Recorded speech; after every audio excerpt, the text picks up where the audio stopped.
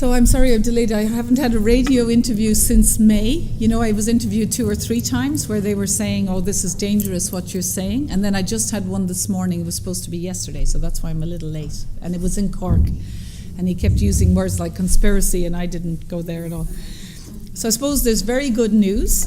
Can you hear me?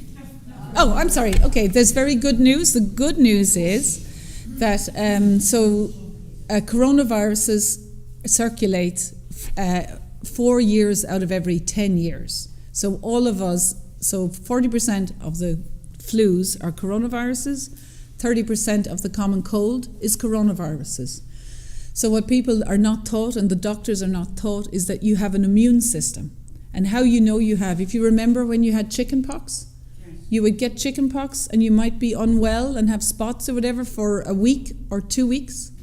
But what that is why you suddenly get better and then you are immune for chickenpox for your life, is that your immune system recognizes the virus and it kicks in, you feel unwell. And why you feel unwell is that to get rid of the virus, your body has to raise your temperature.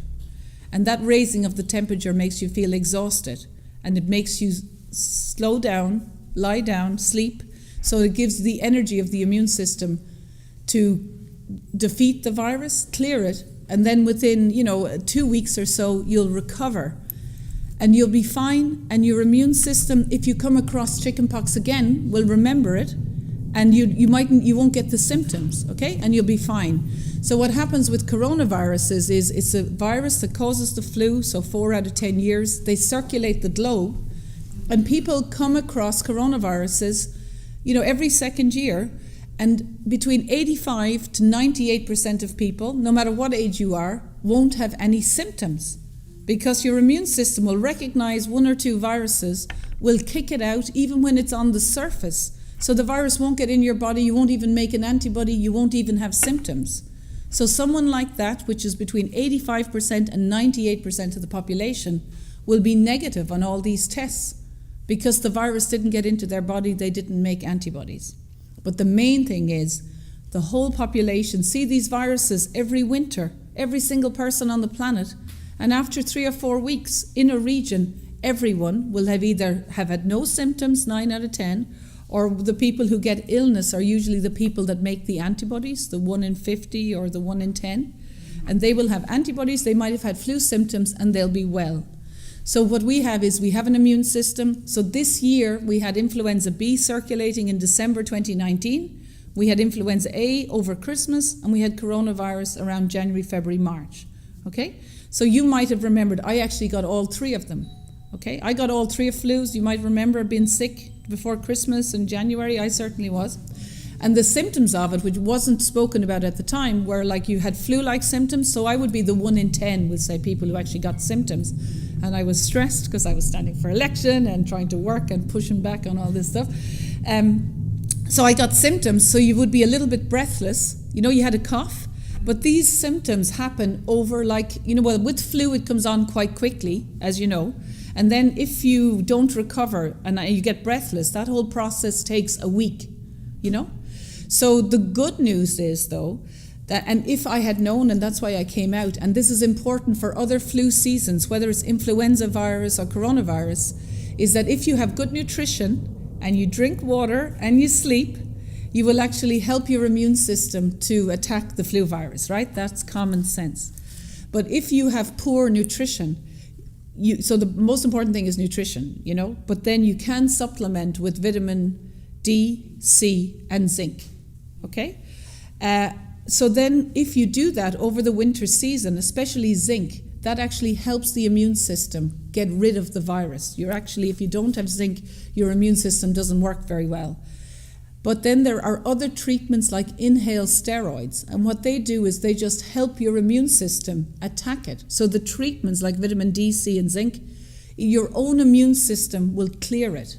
So you will have built up an immune response. And the beauty of that is when you see the coronavirus again, your immune system is boosted, so you'll have less symptoms, And so what they are acting as if we don't have an immune system. And what I'm saying is use it like the analogy of chickenpox, right? Where you get sick for a few weeks and you're essentially immune for life.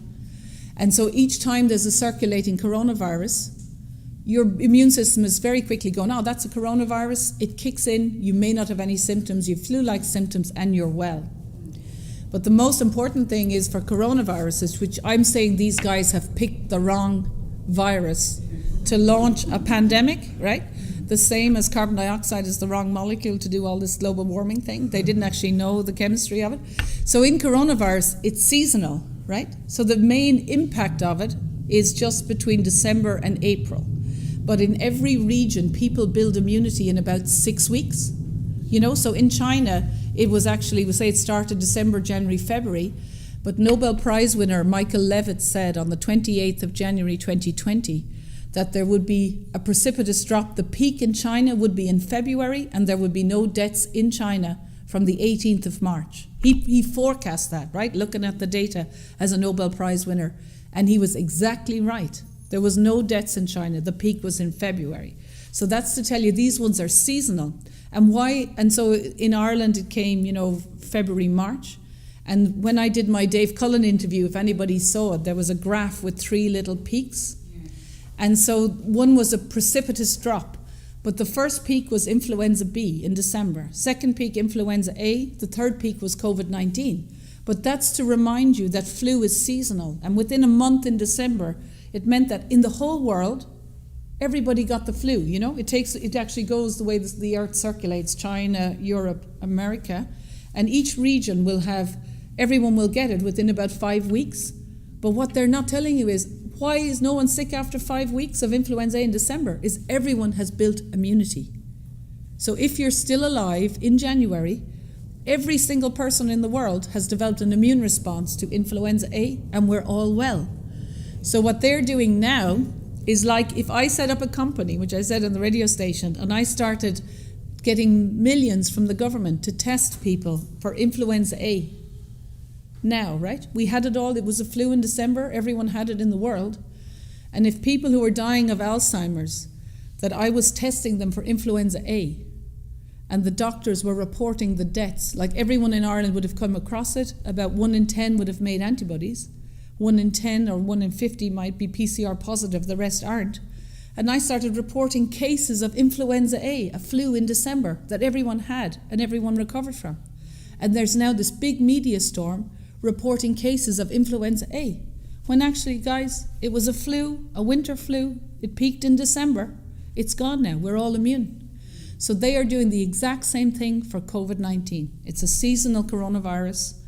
About 1 in 10 people had the symptoms. We're all immune. So they are now testing people who had it, were exposed to it, and they just have fragments of the RNA. But the testing, which we don't need to go into, may actually be positive if you have a common cold, you know, or another circulating virus. Just because they've had this media storm, like the way we had 2 influenzas, there could be another circulating coronavirus. So all the testing and cases, it's over. It's really a flu. And so I knew in March, so you can search if you want to write down, the World Health Organization, the 11th of March 2020, when the Director General announced the pandemic. I knew straight away, you can read the second line, straight away I knew, he said, it had already gone to 114 countries. That means these viruses circulate the world, right? The governments are not going to stop them. People travel on airplanes, right? In the 11th of March, it had gone to 114 countries. That's just where they tested it. It had obviously gone in the whole world. But the number of deaths in December, January, February, March, when they declared the pandemic, in the whole world, 7,000 million people, was 4,291. So you had a chance of dying from COVID-19 of 1 in 1.8 million. Right? So you have a chance like the people, so 56 people were dying every day of COVID-19. So every day in the world, 3,000 people die of TB. Every day. So in the whole world, in 4 months, it was the equivalent of 1 day. TB is an infectious disease, right? So you had a chance of 1 in 1.8 million of dying, whereas 1 in 3 people die of cancer, right, in every family, right? 1 in 3 people. So that it actually, there was no reason to call a pandemic. And it turns out in SARS, the previous one, so how do you know as well, like, should this be a pandemic? So the famous SARS, if you remember, SARS, in 2002, 2003, which they were, flagging as a pandemic. In the whole world, there were 6 billion people at the time, 6,000 million people. In the whole world, guess how many people? I know it's hard to guess, but obviously all deaths are tragic as well. I'm not undermining. 150,000 people die every day. But in the whole season, in 2002, 2003, 774 people died in the whole world from SARS. So you had a chance of dying back then of 1 in 1.8 million people, right? This is not, 700 people died. That's like a few hours of one day of TB. The World Health Organization is calling, and that's all on the World Health Organization website, the 774 people. There was one person that died in Ireland back then, one, okay? This is not so, so it's not, these coronaviruses are rare. They're not something to close down the world for. They are not infectious diseases. And if you were going to close it down, there's like 50 times more people die of the infectious disease, just TB every day. 20 more people die of other kind of infectious flu-like symptoms every day. So there was no reason to do it. But the really good news is we have treatments. So it turns out that vitamin D can actually prevent about 85% of the deaths now if you get high dose vitamin C, vitamin D, okay? So say next winter, if you have a bad flu, you can actually ask your doctor to get higher doses of vitamins C and D that will protect you. But there's also, you can ask for inhaled steroids, which are well proven. There's also some interferon, but of course there is the drug hydroxychloroquine, right? And hydroxychloroquine only works with zinc. It is a zinc ionophore, so it helps zinc work. So if you take zinc as a preventative dose, you're actually giving your immune system the building blocks. Because in the end of the day, no matter whether you get hydroxychloroquine or not, it's your own immune system actually provides the protective response. And in these viruses, you actually clear the virus, it's called, so that the virus particle, when your immune system works, the virus particle is gone and you're well. So the good news about hydroxychloroquine is it's on the World Health Organization Essential Medicines of the World. It's been approved 70 years ago. It's used in Africa for malaria. It's called the Sunday drug. It can be given to breastfeeding women, and pregnant women, and it can be given to children. And it works very well for malaria and for autoimmune diseases like lupus and arthritis. And it was previously known to work for coronavirus, and it was shown in China to work for coronavirus. So it's one of this. It works for arthritis and lupus. So what was shocking then in January or so is that that it was well known, it was working. And in some countries like France, it was in the newspapers, they gave it to a lot of politicians and the doctors, and then they destroyed the stockpile of hydroxychloroquine. And then in Ireland, they came out and said that doctors couldn't prescribe it. You can prescribe hydroxychloroquine for lupus arthritis the whole time. And then later on, in around May, the FDA said to doctors that they could be struck off if they prescribed hydroxychloroquine, one of the safest drugs in the world. So they could prescribe it still for lupus arthritis, but not for coronavirus, right? And of course, the American Association of Physicians and Surgeons on the 6th of June 2020 are taking a legal case against the FDA because this is the first time ever that a licensed drug for 70 years, one of the safest drugs as well, right? They monitor, has been withdrawn in the middle of a so-called pandemic for treating people. So I'm not sure whether it's allowed in the UK. So a lot of the time, I know in Ireland, you can prescribe it in Ireland for like arthritis and lupus, but there was a kind of a guidance from the manufacturing to say they weren't sure if it was safe, even though it had been published.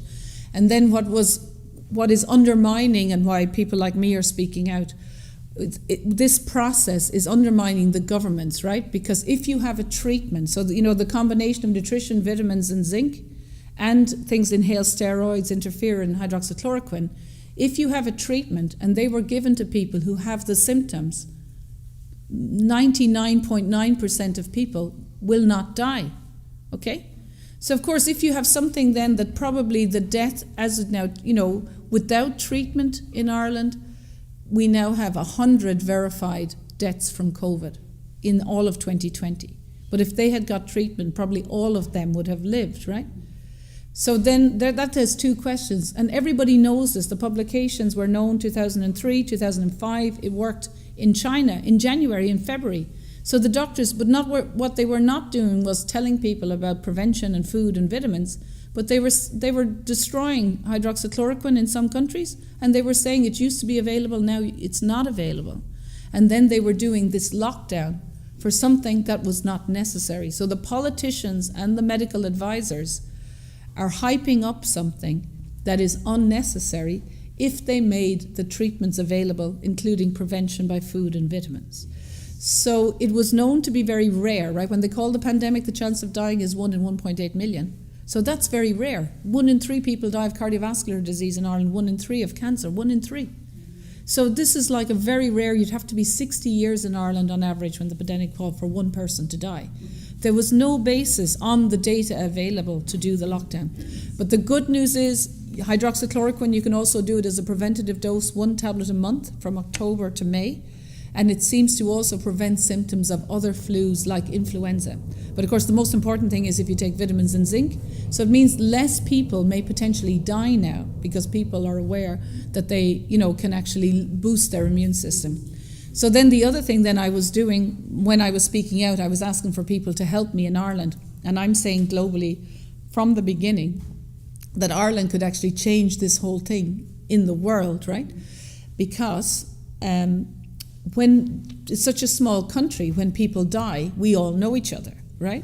So what I was saying is that if there is a treatment available, if the government, they are still reporting over 1,700 deaths from COVID-19, but if there's a treatment available, that we should be looking at all those deaths and asking the doctors, did you give them treatment? Okay? So that means it's preventable, right? So we were then, not me, but with a group of people, were writing, I was saying it, that people are writing. So it wasn't me, but they were liaising with me. And they were writing to the doctors, because you can look up at rip.ie and write to the coroner. So we knew which regions or which shires or counties in Ireland had the most deaths. And we were writing to doctors and the coroners, because they're public officials, to say, you have reported, 500 deaths in Dublin or Kildare. Can you, just reminding them that coroners have a duty, it's a legal process to write the correct cause of death. So if someone had terminal cancer or died of Alzheimer's, then obviously that should be the cause of death. And if they, not. So and the same with doctors, we were just reminding them that it's a legal process and they can potentially be struck off, right? And we were publicly available saying it, so that you could actually go through each of the 1,700 deaths and look and see what happened. So the good news is, on the 9th of September 2020, you can look up cso.ie, search vital statistics, Q1 2020, and you'll see, now I'm going to be publishing, I've written a report for it, but they have now said the number of deaths in Ireland, because we've been, making it known that the number for 1,700 was exaggerated and that doctors and coroners cannot be incorrectly ascribing. And hundreds of people contacted me and said, my elderly relative died of Alzheimer's, but on the death cert it says COVID-19. So we have already hundreds of people in Ireland that were willing to do a public inquiry and go through each of those deaths. But on the 9th of September 2020, CSO, Vital Statistics Q1, the number of deaths now that died of COVID-19 in December, January, February, March in Ireland is 0. Yeah, just because, so the first death was in April, right? That meant no death. Now, I'd been emailing as well and they confirmed it. But even though it's reported on the website 1,778, right, on Euromomo and Our World in Data, they now came out and said the number of people, so, it's like testing for the chickenpox or influenza A. All these big numbers that are positive on a COVID-19 test is just that they had influenza, they could have died of something else. So in the CSO, and it's called the HSPC, the Health Surveillance Unit, have come out and said in a table the number of people in Ireland, all 2020, that died of COVID-19 now is 100 in the whole country. 100. But of course, what we will be doing now, that only came out last week, is looking up each of those 100 deaths because they were preventable deaths. And if they happened after April, the Zelenko protocol, the Raoul in France were publishing that it was widely available that hydroxychloroquine worked. So those 100 deaths again. So we will be pushing back for the next one. They don't officially do the breakdown of those until November, but we will be making it known. We will be assessing each of those 100 deaths for the doctors, because if a coroner, actually one of those 100 was not COVID-19. Because of course, if the numbers are low, it doesn't justify the lockdown. And it doesn't justify the elderly being isolated, which there's no need for. And if there is a treatment available, they can be fine. Yeah. So but the thing is, because these viruses have similar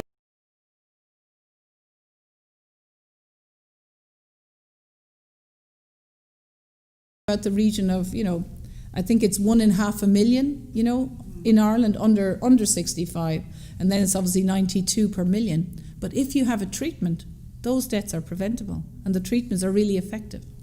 So therefore, the good news is there's no real scientific or medical basis for the lockdown. But for the next winter season, which is, I think, the pharmaceutical industry really don't want, is that hydroxychloroquine and zinc work for any flu immediately, right? So you don't need to wait a year for a vaccine. There's no panic. And it also seems to work for influenza, right, virus, so that you can take a preventative dose of 100 milligram tablet if you're over 65 or you feel you have underlying conditions. And it costs 10 cents to make, and you can usually get it for about 50 cents. It's very cheap.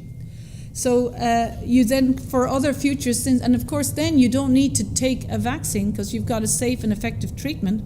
But hydroxychloroquine works within 3 hours to 8 hours.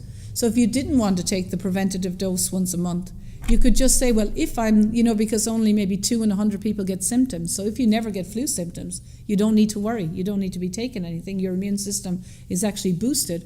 But if you are the 1 in 10 or 1 in 50 that do get flu, then you can just have hydroxychloroquine available to you, or ask your doctor, will you prescribe hydroxychloroquine if I need it?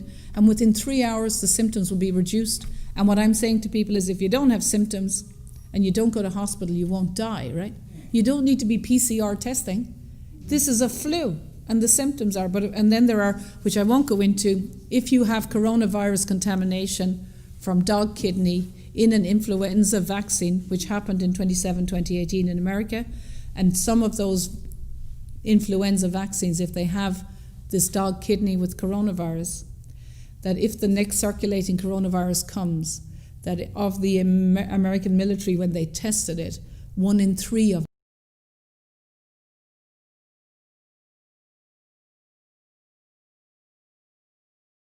and people actually die of sepsis-like symptoms. They don't die of influenza, and you can die very quickly. It's sepsis, so you can die very quickly. So why I came out in May, because the Irish Medical Organisation in 5th of May said they were recommending as some kind of a treatment for coronavirus that the total population of Ireland would get a flu vaccine, which had been known to have an issue with coronaviruses, with viral interference, but that year's one that was tested in the US Army, 2017-2018, normally they're made on chicken eggs, were made with dog kidney, which has coronaviruses. And you get this viral interference, or it's called immune system priming or super priming.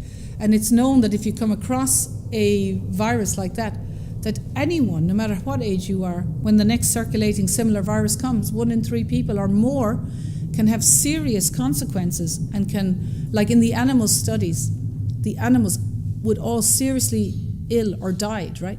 So that's why there has never been an RNA vaccine, because in the animal studies, when they tested it on the ferrets and the animals, they were fine, but then when they exposed them to coronavirus, they all died.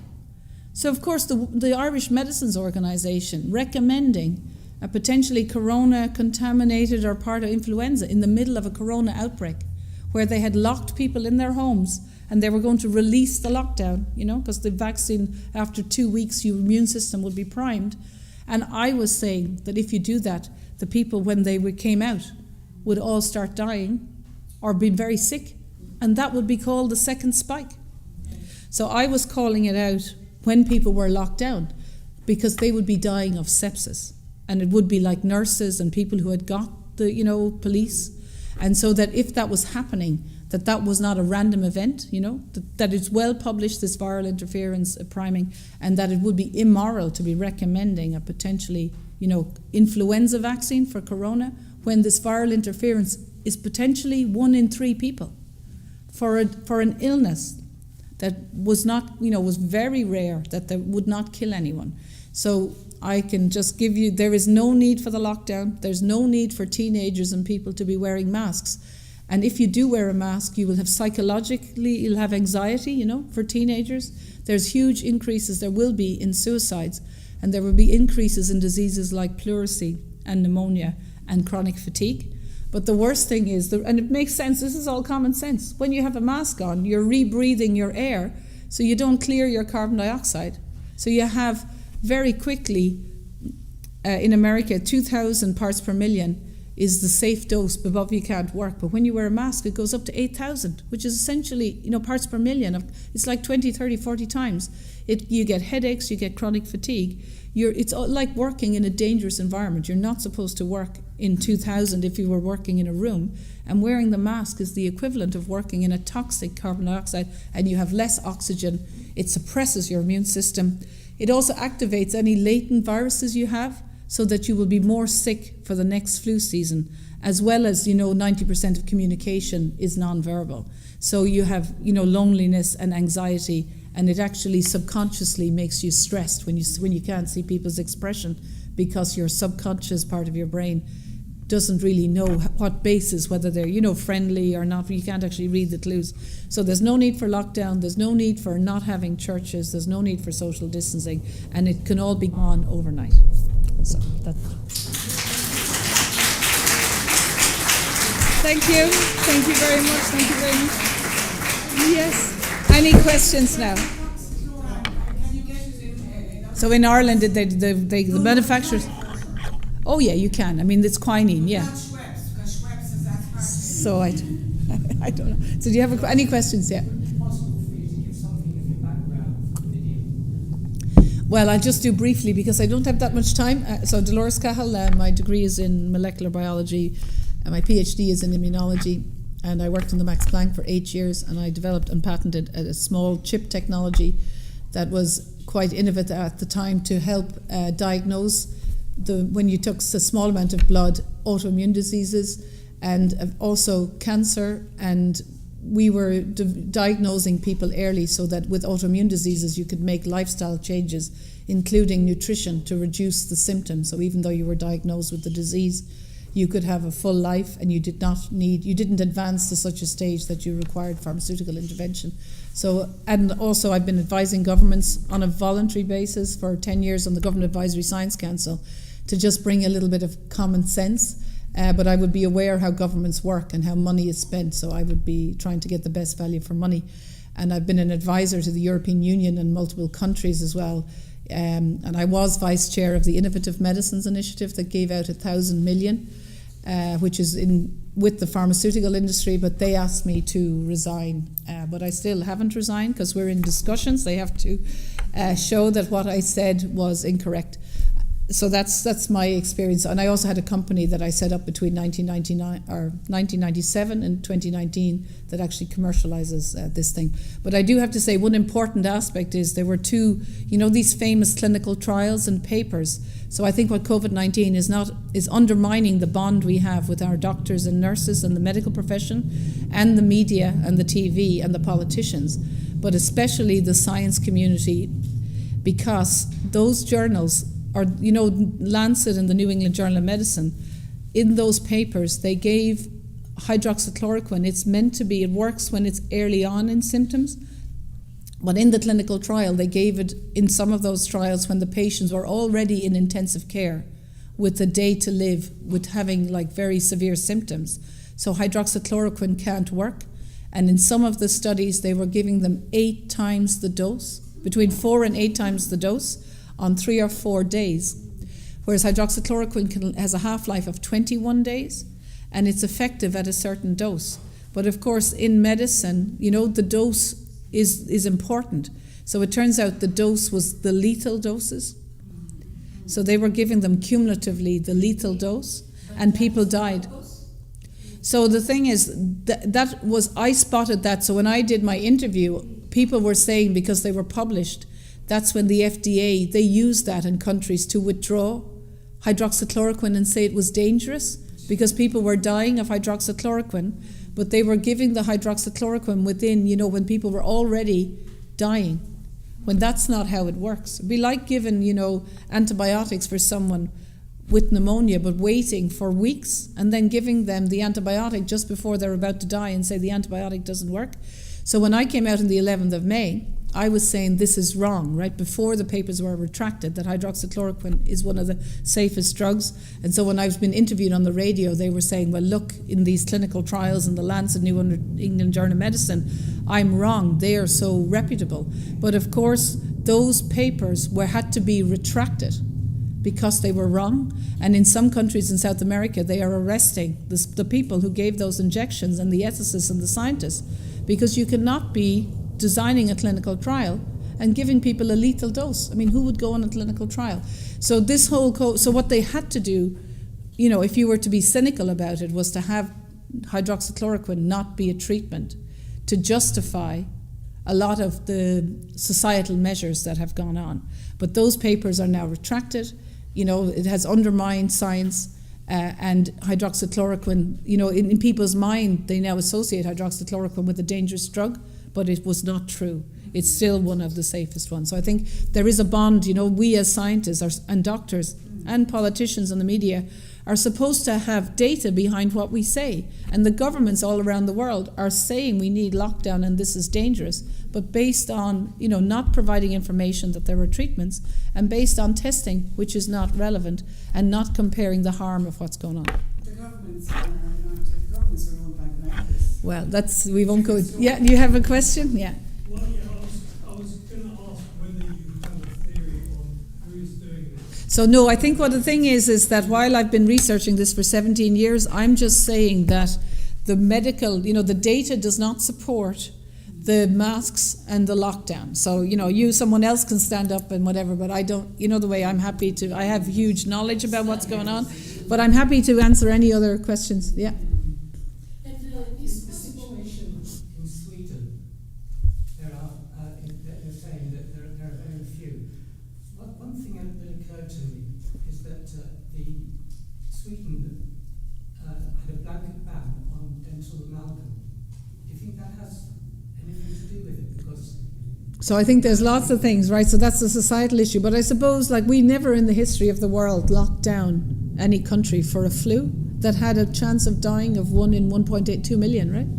So the thing is, what's shocking is, for 50 years, from an economist point of view, that what happens after a lockdown, it was well known, is that you get a huge spike in unemployment, right? And a huge reduction in salary.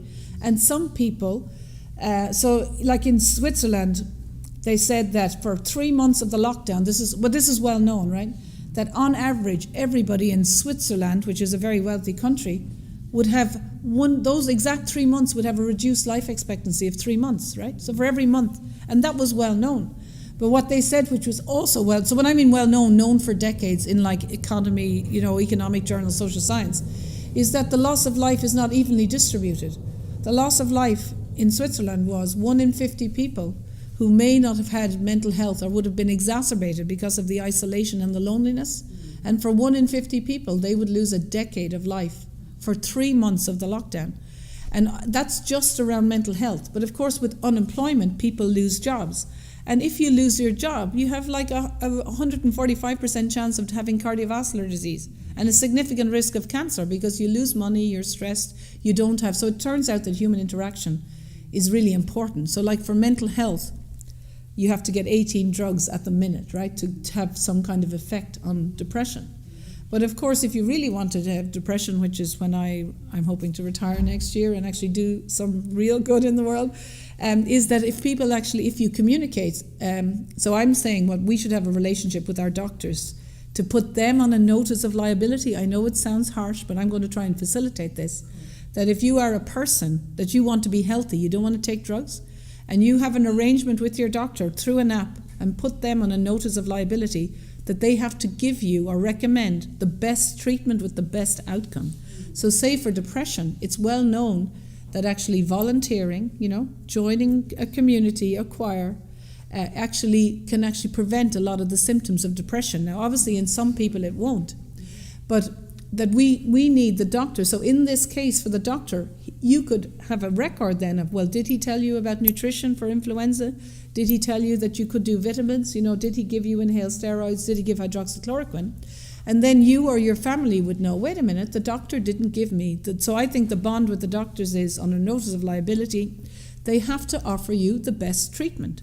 So in Ireland, if you were an elderly person at 95, and when the lockdown happened, you were not given any treatment, you were locked in your room, you got morphine and you didn't get oxygen, you didn't get social contact, you didn't get good food, you didn't get vitamin D, which means you can go out, and you didn't get hydroxychloroquine, that those doctors are not giving you the treatment that's well known.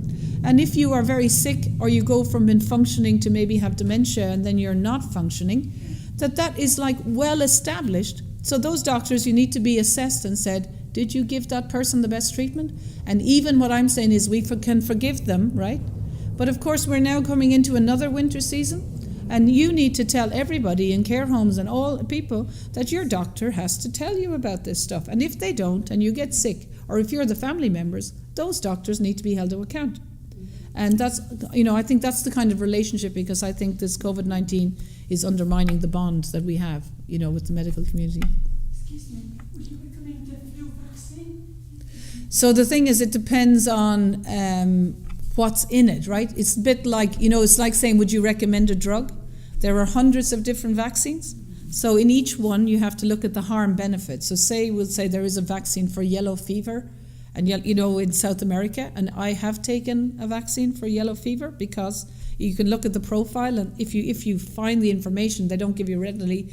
There's 1 in 2,000 chance you'll have an issue of brain inflammation, and then if you get that, there's like a 1 in 10 chance you die. So then and then you think, okay, if you get yellow fever, it's quite, So then you make an informed choice. So it's not a blanket thing. It's like saying, would you take a drug?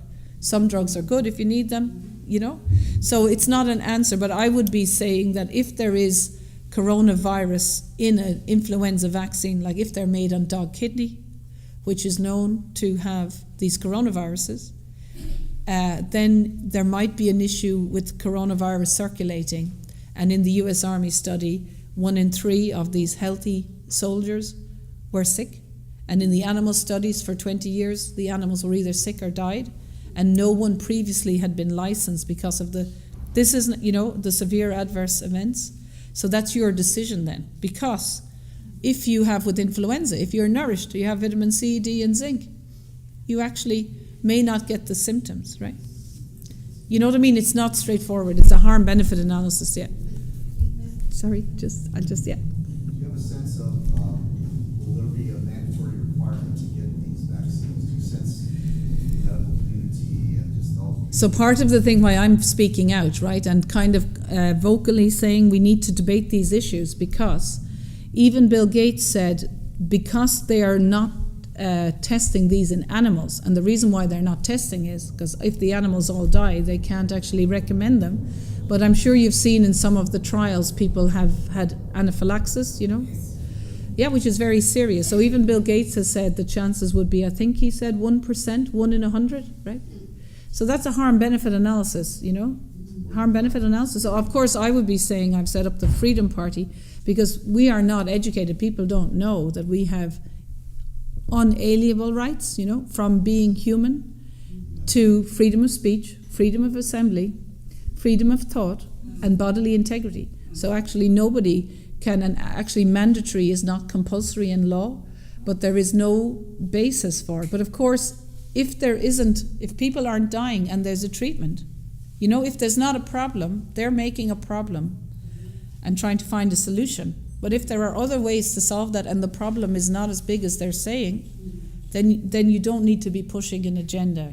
So in everything, like a drug, you have to make an informed choice. So if it's histamine and you're not allergic to it and you think it helps you and you talk to your doctor, you take it. You know what I mean? So it's the same with a vaccine. You have to think, well, do I need it? Or is there another way? And then it's a personal choice, but it's all about informed consent. But when the government starts mandating things, right?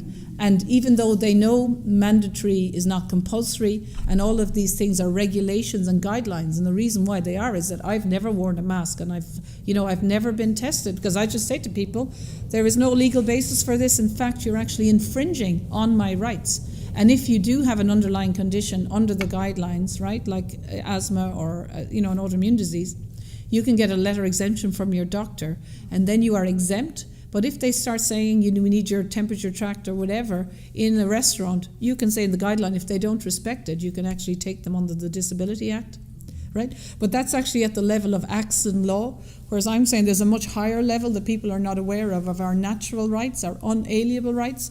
And in all of our societies, the government cannot infringe. And that's why I'm going around doing rallies, because I don't know if you saw in Trafalgar, there was no issue and there was hundreds of people in riot gear, right? So what they were doing was infringing on our freedom of speech and freedom of thought, right? It might have looked like they were infringing on our freedom of assembly.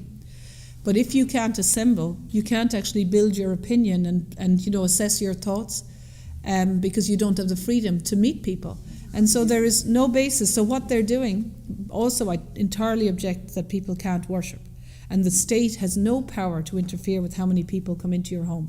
They have no power to take your children. So, and even what I'm finding, it just sounds very arrogant now, but I don't mean it to be, is that a lot of lawyers and barristers are arguing at a certain level, but actually there's a much higher intrinsic level that because of our humanity we have freedom. So I have set up the Freedom Party, and I'm saying we need to set up freedom parties and potentially have referendums, in November, December on the performance of the government.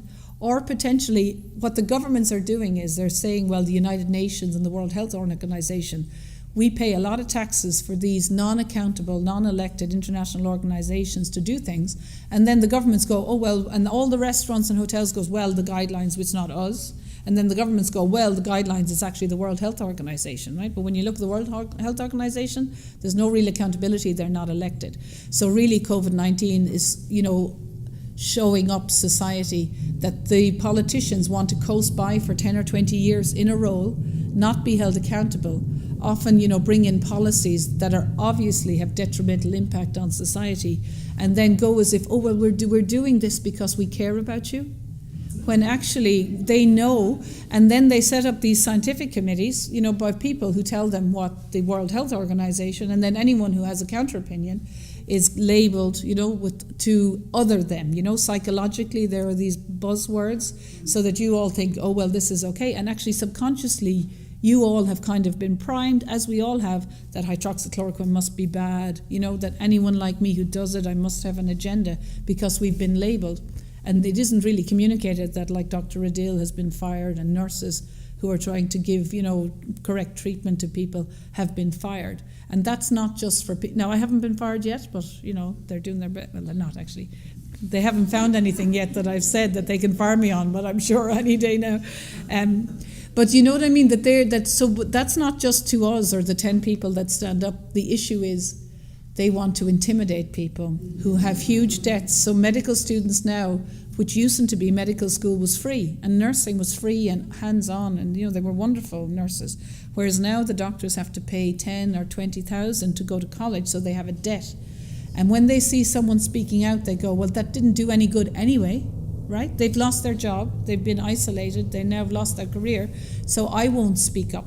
And not only they're saying not speak up, they'll just say, just wear a mask. Like my doctor said, Dolores, just wear a mask, right? He wouldn't give me the thing until I said, listen, you have to, obviously. You know what I mean?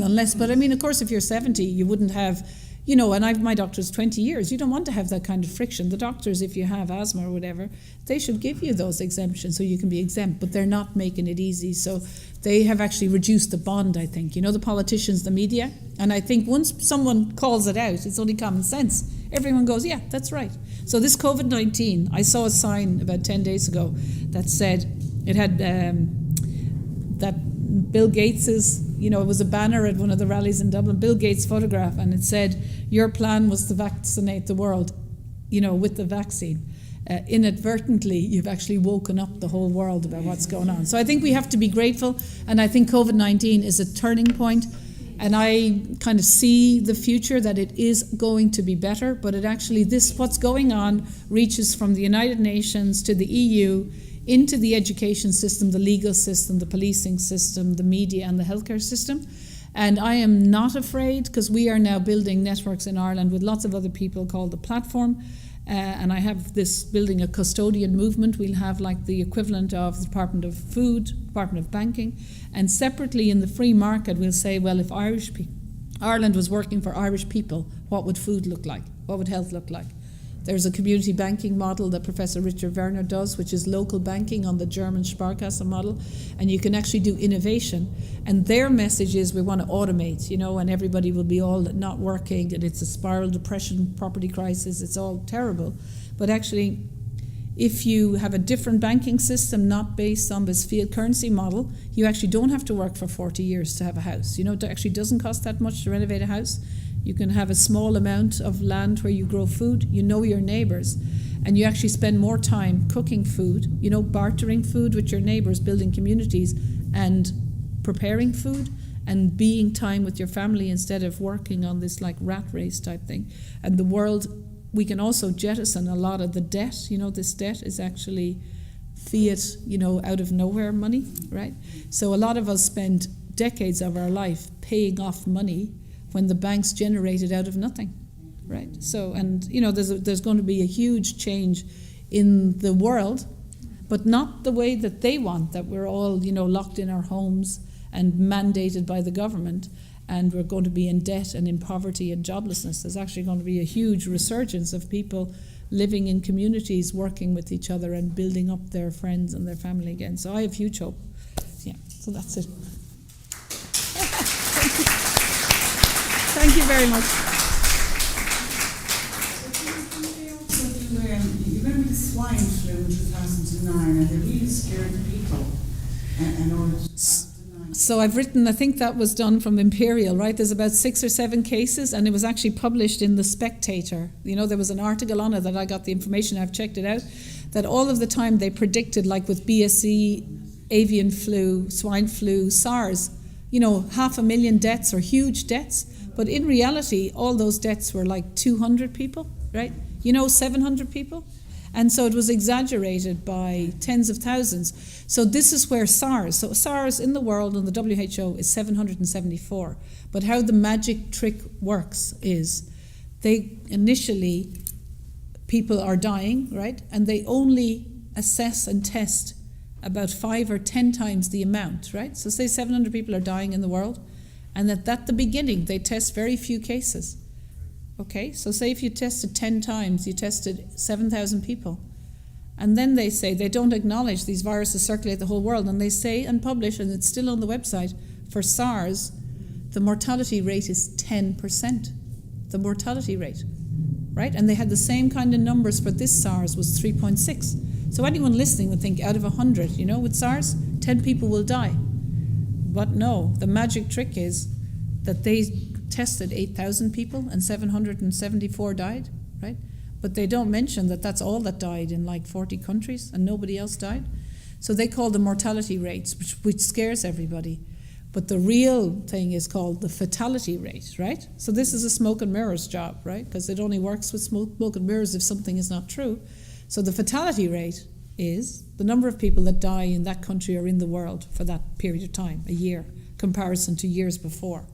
So when I'm saying, so the fatality rate, the number of people that die in the world for SARS was 1 in 8 million, right?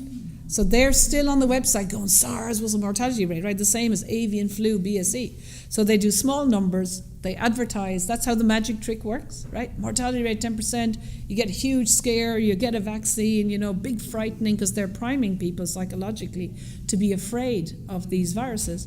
But actually the fatality rate, the number of people that died in the world, which is a common sense thing, it's not related to testing, was 1 in 8 million. So the number of people in Ireland under 65 of this one is 1 in 500,000. But still they're reporting this mortality rate of 3.6%. So it's only when you look into it, it's like an emperor has no clothes, And what's happening now, we have parallel things. That I'm working with Berlin, that they had 1 million people at the end of August. I mean, everybody is. They had 3 million in a rally about 2 or 3 weeks ago. Now, of course, the police came, even though it was really peaceful. But they are saying that 60% of Germany are waking up, right? And the next rally, which everyone is invited to, is in Berlin on the 10th of October. And they're going to camp, all over the centre of Berlin. They're actually going to stay, right? And they want to have 10 million people. So we now have two parallel worlds, and it's a psychological experiment, right? You have the media going on as if the previous story was all consistent, right? It's a killer, you need masks, the social distancing, the elderly will be locked in their homes, 6 people, right? The government's bringing in policies. But actually, I'm saying you only need one country or two to actually go, no, wait a minute, have an election, bring in people that will go through the data, it will be exposed, and then those doctors and the politicians and their advisors will have to be held to account. And what they're, at some stage, it might take a month, it might take a year, some country will go, wait a minute, there was actually serious issues with fear-mongering, inflating the statistics, the PCR tests are wrong. You just need that to happen in one country, and people like me will go, look, now it's already coming out. So they're still trying to keep us down. They still have hundreds of riot police, antagonizing people that just want to go and listen to nurses and doctors who've got fired for speaking. And then all the media is about, whatever instigated violence, as if we're all conspiracy theorists or whatever. But eventually there will be a tipping point. And partly why I'm so vocal and strident is, and I'm working with, people, lawyers, and we've now got 35 countries, is that if you call out something in May as a crime against humanity, or if you say that people died because it's contributory manslaughter, that people would know. And the crime of malfeasance, which is in the UK, it's 10 years in prison, means that if you're a doctor or a politician or a media person, you can't use the defense, you didn't know. Because if, like Professor Michael Levitt, the Nobel Prize winner, was telling the politicians how to resolve all this in January, and it was well publicized, and there's like 100, doctors, Senator Scott Jensen, all around the world, Judy Bikovich, Sherry Tempany, that the politicians and the advisors can't say then that they didn't know. And if you cause harm, which is suicide and putting masks on teenagers, isolating the elderly in their rooms, and you should have known, it's a crime of malfeasance in the UK, and it's 10 years in prison. Malfeasance, and it's also misprision, right? But this is 10 years, it's an actual crime, as well as contributory manslaughter. So you could technically say the politicians have contributed to unnecessary and preventable deaths, right? So I'm just saying why we're calling that out. So even the court systems are quite tricky, I will use that. But if you have an international tribunal around the lines of Nuremberg, which we are now working on with, say, Canada, Germany, whatever, that you could actually, in an international law system, hold people to account. And then that is you cannot use the defense, I was only following orders after Nuremberg, right? So if there is criminal, if there are preventable deaths, contributory manslaughter, malfeasance, doctors and politicians and the media and the BBC, reporting things and causing fear actually causes death, right?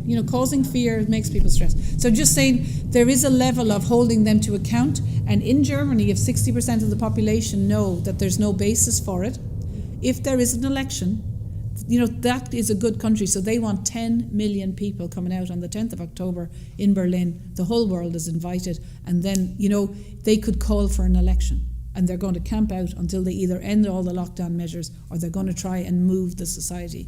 So this thing will fall apart. Yeah. Now there was a quick question there, and then I do have to go.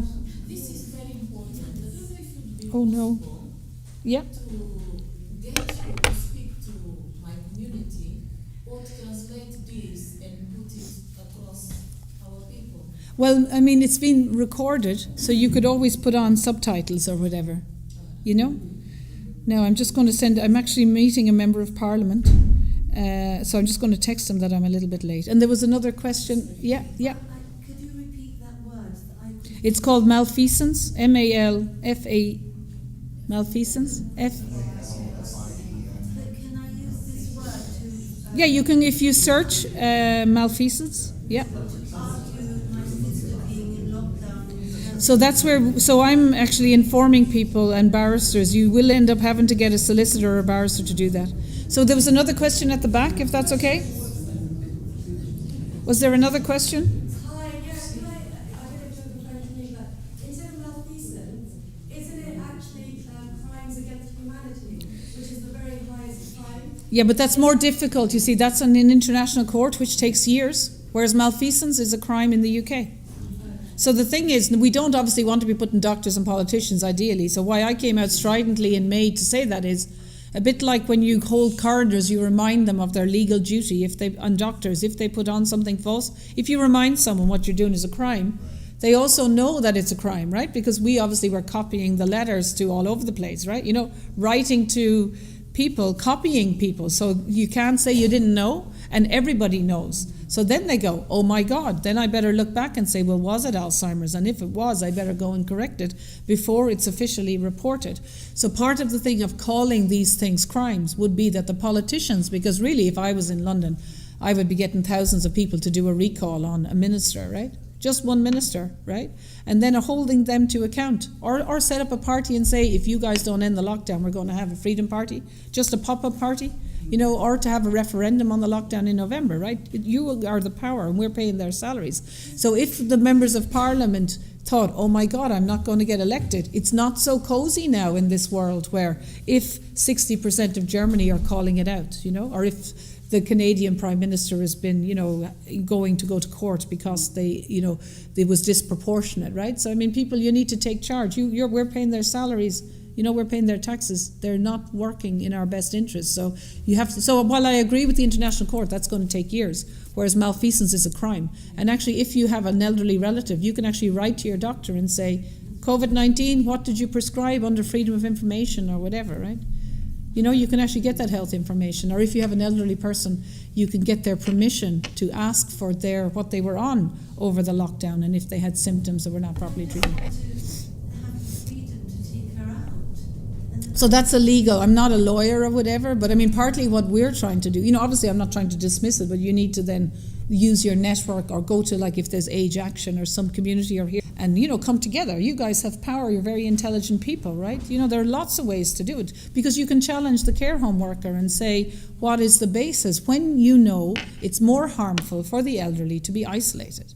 And young people will not give them any disease, so there's no need for masks. And it's all harm benefit. The masks, in my opinion, cause more harm than good. If you want to take them out now, if you won't let you at all. No, you have to challenge it, right? So, of course, it's a bit like saying, oh, you know, we have 17,000.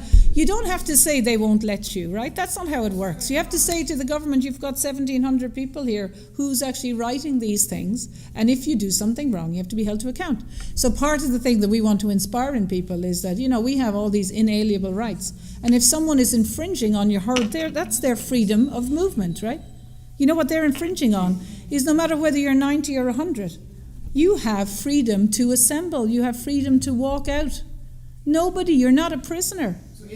And so if the basis of the lockdown is wrong, right, if the data doesn't support it and the elderly are harmed more by being isolated and not getting hugs, then you say to the care home worker, you provide the evidence that actually isolating my elderly relative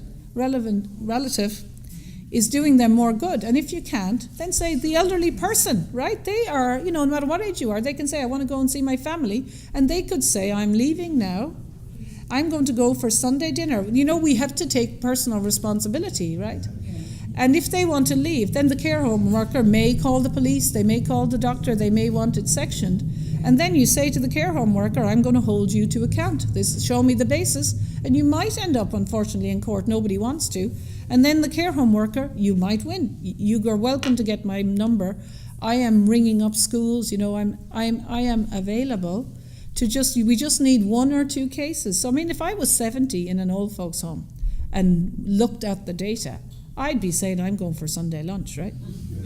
Okay? And then it's like, or I'm going to move a care home that will actually do a harm-benefit analysis and only implement policies that are... So that's the government, right? So they've had it very easy. And, of course, they had it very easy because they're using all the organs of state against us, right? We're paying for them, and they've got the police in riot gear, even though everyone is going, wait a minute, what are you doing, right? So, of course, we have to then push back. And how you do that is use the democratic process, you use the legal process, you use your voice, you educate yourself, and you get somebody like me. There are lots of people now speaking out. Now I have to go, I think. If that's all right. I think...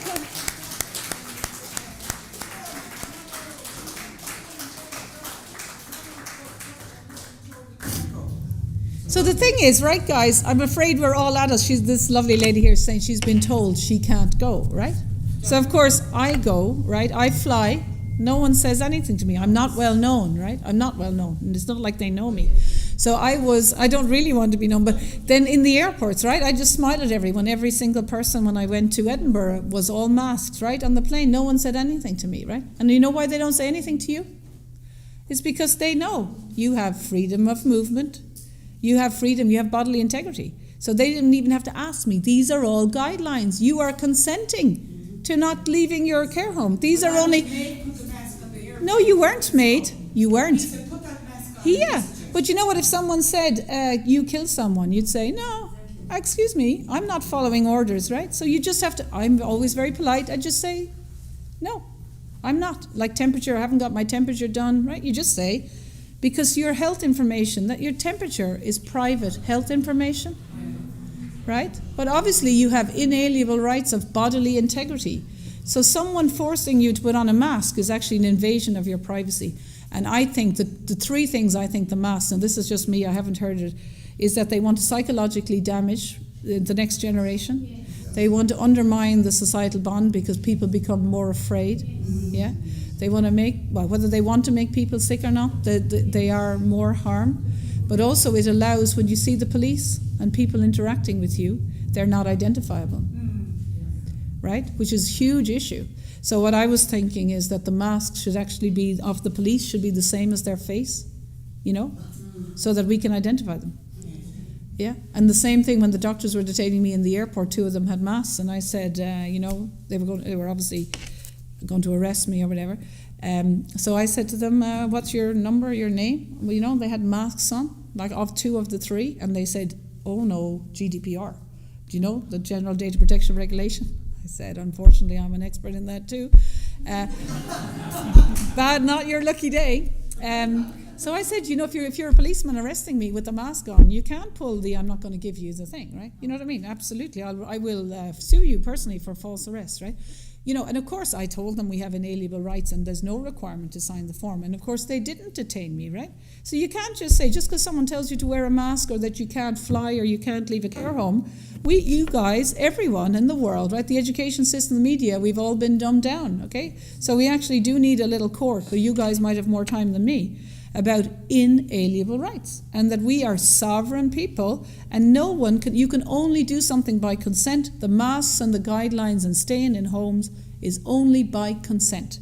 And what they want to do is they're artificially making this thing a big problem, that you have to wear masks and do things that you don't like, and then the solution is potentially multiple vaccines or multiple testing. But the thing in China, what they use the testing for is, right, why you don't get tested or you don't sign those forms is, once you sign the form to get tested, you're actually waiving all of your rights that they don't tell you. So, of course, I wouldn't sign the passenger locator form because on the the print it says you can't leave the country in 14 days. And once you do that once, you've waived, well, you don't, obviously we will get them back, but you're waiving your rights. Once you put on a mask, you're actually waiving a lot of your rights. Once you get tested, they can use your data, but your data. So, of course, if you were a big data analytics company, and you got everybody's data, especially children, you can psychologically profile them for the next 100 years, right? So you can then learn from them that whether who's going to get depression, what do they watch, right? So it's a huge invasion, the data of your bodily integrity, and your data is private, and your temperature is private, and no one can be taking your temperature, and nobody who's not a nurse, because why they're taking it is that the government in a year or two, they want the next generation to think this is normal, right? That the government can track you. And of course, the beauty is if you're speaking out as a police person or a teacher or an ordinary person, suddenly your temperature is going to be high all the time and you'll be stuck in your home and you won't be able to travel. So easy peasy. Welcome to China, right? So we have to, so part of why I'm saying we need freedom parties is that we are sovereign people. We have inalienable rights. We are lucky to be alive. It's a beautiful world. We don't need all this police. We don't need all these agencies. We need to eat well. We need to look after our health. We need to be kind to each other. We need to volunteer. We need to practice our religion, and we need to join choirs, and we need to give something back. Yeah, and it's a beautiful world, and we're lucky to be alive. I have two friends who were at the protest on Saturday, and they were quite traumatised by very severe police brutality. So everything was fine until 4:30, right? Absolutely blissful, right? And then hundreds of police came in riot gear. So just, you know what I mean? We don't need to. The important thing is, and everybody there were saying to the police, there was no issue, right? No alcohol. Everyone. So the police. So it's all videoed on Rupley and everything. And of course, we will be reporting it, right? What can people do if they witness very severe police brutality? Well, they can email me at dolorescahill@gmail.com, because we obviously will be complaining to the police, right? Now, I'm saying I'm trying to focus on COVID-19, so I won't be doing it, but we are, like, there were barristers volunteering and solicitors on the day to protect us because they were threatening to arrest us. Yeah, I have to go now.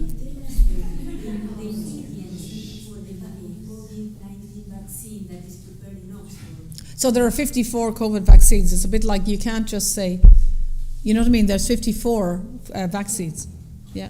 But of course, it's a bit like chickenpox, right? Just think of the analogy of chickenpox. That's where we are, right? If you're still alive, COVID-19 circulated, we're alive, we're immune. Yes. I heard somewhere in one particular article which actually, for this sort of virus, you can't make a vaccine. It's all fake. Well, no, that's what I'm saying is you can always make a vaccine. It's a commercial product, right? Like you can make a car, you can make ice cream, you can make cheese.